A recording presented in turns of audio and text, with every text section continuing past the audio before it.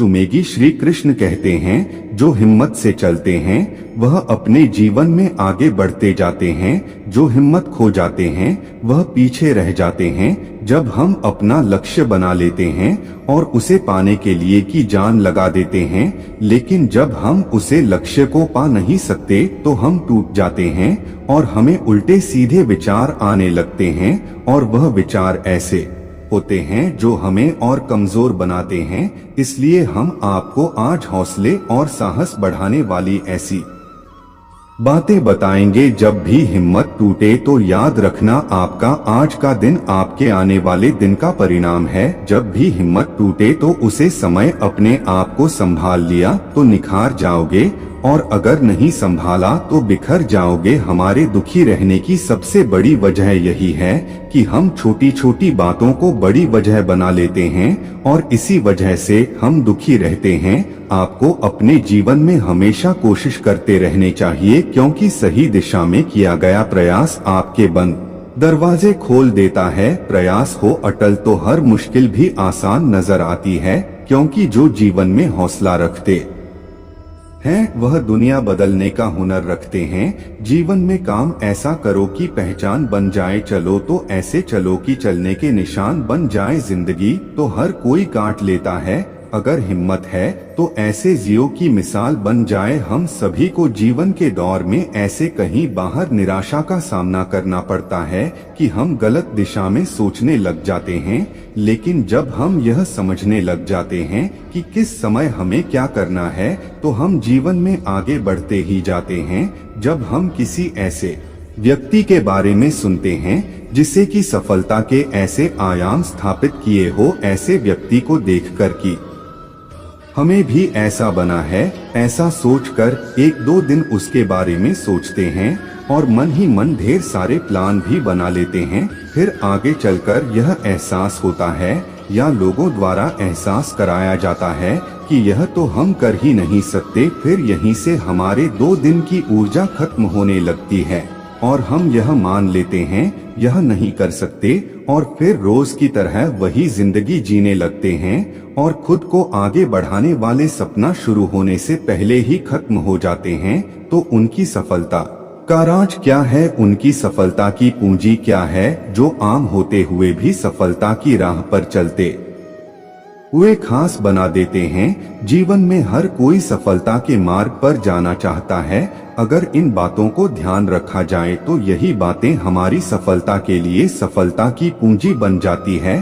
सफलता के लिए आचरण का भी ऊंचा होना चाहिए। कोई जन्म से नहीं आचरण से भी महान बनता है। किसी भी महान सफल व्यक्ति के जीवन को देख लीजिए। व्यक्ति जन्म से किसी गरीब घर में पैदा क्यों न हुआ हो, लेकिन सफलता के लिए जिस तरह से आगे बढ़ता है और 1000 सफलता मिलने के बाद भी थोड़ा भी घमंड नहीं आता है। इसीलिए कहा गया है कि व्यक्ति जन्म से बड़ा नहीं बनता है, आचरण से महान बनता है। समय सबके लिए सम्मान होता है। हर किसी को उसकी जिंदगी में 24 घंटे ही मिलते हैं। इस 24 घंटे में आप क्या करते हैं इस पर निर्भर करता है कि आपको सफलता मिलेगी या नहीं। कार्य करते जाओ, फल की चिंता मत करो। अक्सर आदमी कार्य शुरू करने से पहले ही उसके फायदे नुकसान परिणाम लाभ हानि का सोचने लगते हैं। जब ऐसा करते हैं तो एक कदम आगे बढ़ने से पहले ही खुद को पीछे धकेल देते हैं, क्योंकि जब भी आप कोई नया कार्य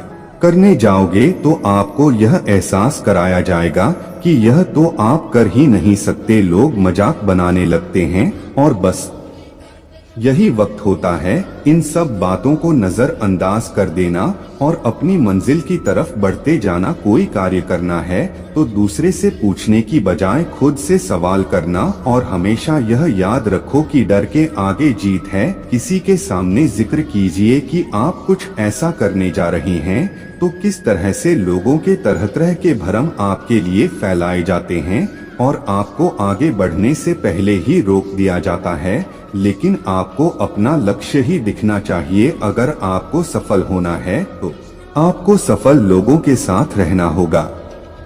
गांव के पनघट पर 4 औरतें पानी भरने आई। पानी बढ़ाते बढ़ाते चारों औरतें अपने चारों पुत्रों के गुणगान करने लगी। पहली औरत बोली, मेरा पुत्र बहुत ही सुरीली बांसुरी बजाता है।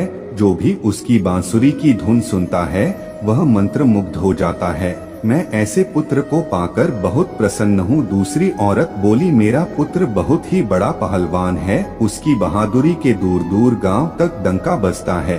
मैं ऐसे गुणवान पुत्र को पाकर बहुत ही प्रसन्न हूँ। तीसरी औरत कहाँ पीछे रहती, वह बोली, मेरा पुत्र कुशाग्र बुद्धि का है। उसकी बुद्धि का दूर दूर गांव तक बातें होती है। लेकिन चौथी औरत ने सबकी बातें सुनी लेकिन कुछ बोली नहीं। इस पर औरतें कहने लगी कि बहन तुम भी बोलो ना, तुम्हारे पुत्र में क्या गुण है? कोई ना कोई गुण तो होगा। वह बोली, मेरे पुत्र में तुम्हारे पुत्रों की तरह कोई गुण नहीं है। कुछ देर में सबने पानी भर लिया। जैसे ही पहली औरत पानी का घड़ा उठने लगी तो उसका पुत्र बंसी बजाते हुए आता है। उसकी माँ ने पानी का गदा नहीं उठा पा रही, यह देखकर भी वह चला गया। दूसरी औरतों जैसे ही पानी का गदा उठने लगी उसका पैर फिसल गया। वही उसका बेटा उसको देखकर भी पहलवानी करता रहा लेकिन नहीं आया। फिर तीसरी औरत का बेटा किताब पढ़ते पढ़ते आया। उसकी माँ ने कहा कि यह रस्सी मेरे हाथ में डाल दो, लेकिन किताब पढ़ते पढ़ते हुए भी चला गया। फिर चौथी औरत का पुत्र आया। उसने अपनी माँ के सिर पर गड़ा देखकर खुद उसे खड़े को अपने सिर पर उठाकर चलने लग गया। कुएं के पास एक बूढ़ी औरत यह सब देख रही थी। वह बोल पड़ी, उसे तो बस यही गुणवान पुत्र नजर आ रहा था जो कि घड़ी को अपने सिर पर लेकर जा रहा था। इस कहानी से हमें यह शिक्षा मिलती है कि गुणवान वही होता है जो अपने माता पिता की सेवा करता है। वह सबकी सहायता करने का सामर्थ्य रखता है। जय श्री कृष्ण। अगर आपको इस कहानी से कुछ सीखने को मिला हो तो इस वीडियो को जरूर सब्सक्राइब कीजिए और आपके भाई को सपोर्ट कीजिए। जय श्री कृष्णा, जय श्री राम, जय हिंद, जय भारत।